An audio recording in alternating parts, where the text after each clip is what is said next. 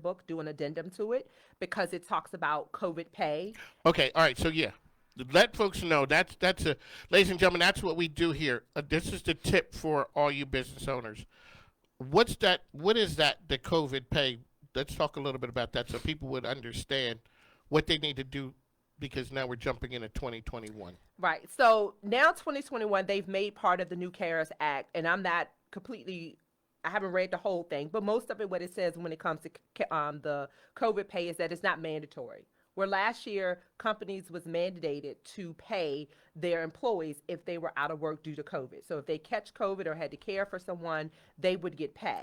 Oh, This year, what they've said, a part of the new CARES Act, is that it is not required. That is, the company decides to continue to pay you for being out for COVID, that is based on the company. But it's not mandated where you would have to get pay because you're out. So a lot of companies you're going to see where they're going to probably change their handbook I back, can imagine. right? Yeah. So how many are? Is it the majority of companies, from your experience? Do you think a majority are going to pay people when they're out? If they,